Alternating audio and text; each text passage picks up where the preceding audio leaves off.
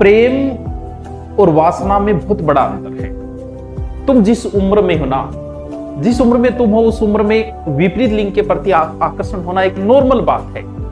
ये हार्मोन्स है जो हर किसी के अंदर होते हैं। 20 से 25 के बीच में हार्मोन्स एक्टिव होते हैं। तुम उन्हें प्रेम का नाम दे रहे हो, ये प्रेम नहीं है, क्योंकि जहां वासना है वहां प्रेम नहीं है।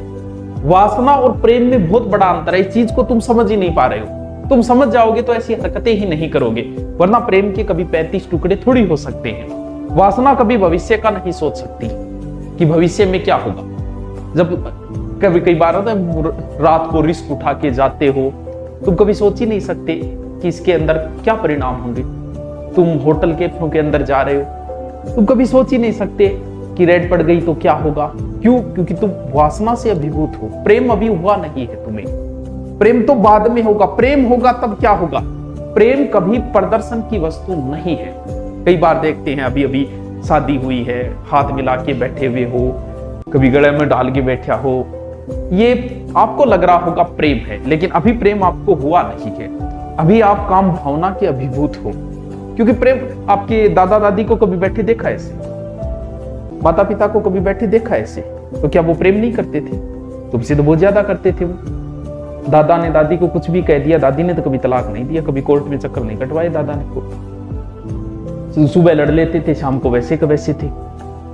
और ये भी देखो कि उनका प्रेम, दादा बहुत मोटा था, दादी पतली थी, दादा की बहुत हाइट थी, दादी ठिगनी सी थी, दादी मोटी थी, दादा पतला था, फिर भी यार वो प्रेम था। उन्होंने कभी, प्रेम और वासना में अंतर होता है इसके अंदर। हर साल एनिवर्सरी मनाते हो, हमारे पूर्वजों ने कितनी बार मनाई। आप गांव से 10 साल पहले गांव का रिकॉर्ड उठाओ, एक भी तलाक के केस नहीं मिलते थे गांव के अंदर, एक भी लव मैरिज के केस नहीं मिलते थे। अब तो हर महीना, हर 10 दिन का और हो गया। बोल 10 दिन हमारी शादी को कंप्लीट हो गई, ले जो एक नई एनिवर्सरी।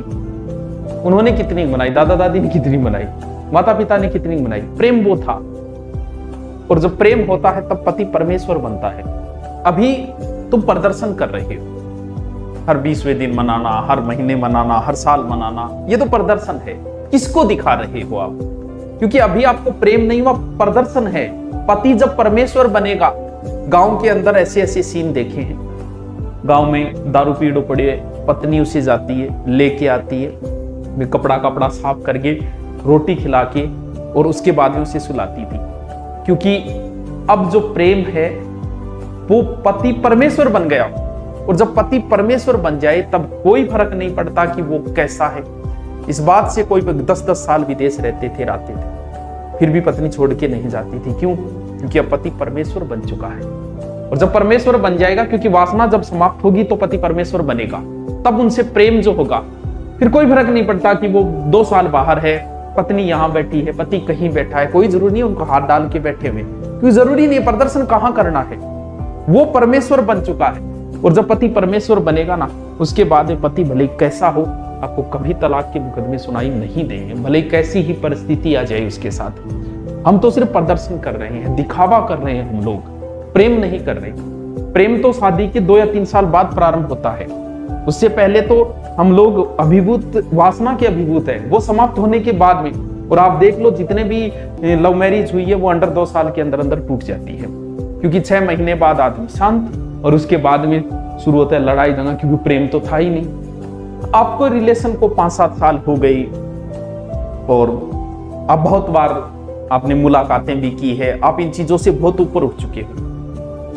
अब प्रेम हुआ कि नहीं? जब आप जबरदस्ती, नहीं आज ही मिलना है, मैं आपके लिए आया हूं, कितनी रिस्क ले, अब आप जबरदस्ती कर रहे हो, हर परिस्थिति में मिलना ही चाहते हो, तो प्रेम नहीं है वास्तव में। इस चीज को तुम नहीं समझ पा रहे हो।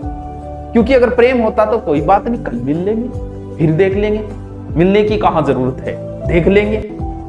वो प्रेम है। वो अगर हो गए, 5-7 साल रिलेशन को हो गए, तब सोचो कि करना है कि नहीं करना। फिर भी इजाजत होनी चाहिए कि बड़े बुजुर्गों का आशीर्वाद होना अति आवश्यक है। अगर उनका आशीर्वाद नहीं है तो तुम जिंदगी के किसी मोड़ पे सक्सेस नहीं हो सकते, ना शादी में हो सकते हो, ना कहीं और सक्सेस हो सकते हो। अभी आपके हुआ क्या कि आप वासना से अभिभूत हो गए। आपको लगा कि आपको प्रेम हो गया। अब आपका चल रहा है, समाज की बंदिशें ऐसी है कि आप इन चीजों को पूर्ति नहीं कर पाए। तब आपको एक ऑप्शन लगा कि क्यों ना शादी कर ले, फिर आप बगावत करके शादी कर लेते हो। शादी के 6 महीने बाद जब आपकी वासना परिपूर्ण होती है तब प्रेम सामने आता है। प्रेम तो था ही नहीं, प्रेम नहीं था तो फिर लड़ाई झगड़े, तलाक, टुकड़े, इसके अलावा कोई ऑप्शन नहीं बचा। तुम मुड़ के वापस जा नहीं सकते क्योंकि तुम तो बगावत करके आए हो। अब बगावत की जाए कहां, मुंह किसको दिखाएं?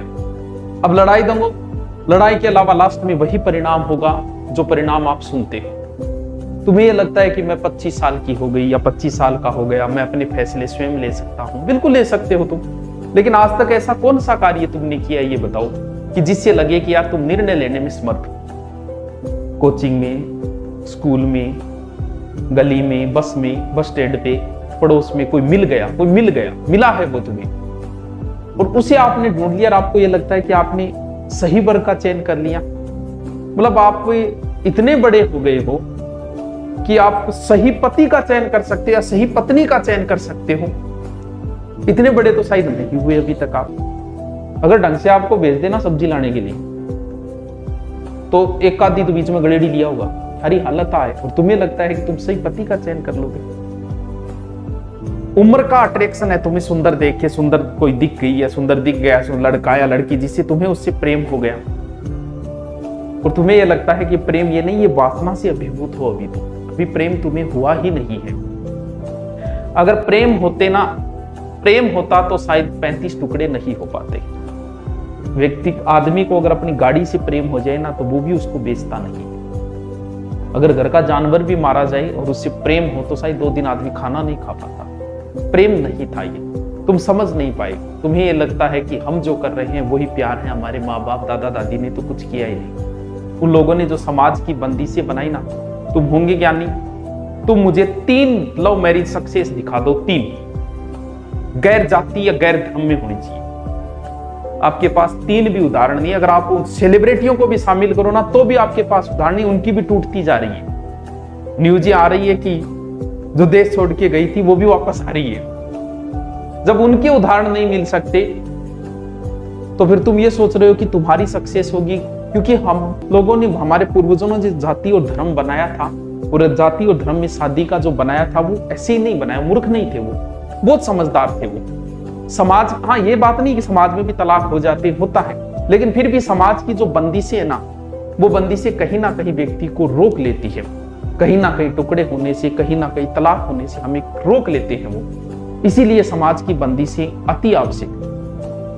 तुम्हारा माँ बाप तुम्हें हर छूट दे, भले लड़की हो भले लड़का हो, तुम्हें प्रत्येक छूट दे, लेकिन उन्हें एक बात जरूर कहना कि हमें पूरी छूट दी जाए। पापा हमें पूरी छूट मिले, मामा हमें पूरी छूट मिले, लेकिन तुम्हें कभी शादी की छूट नहीं मिलनी चाहिए। क्योंकि जिस दिन तुम्हें शादी की छूट मिली ना, उसी दिन तुम जाति और धर्म को खत्म कर दो।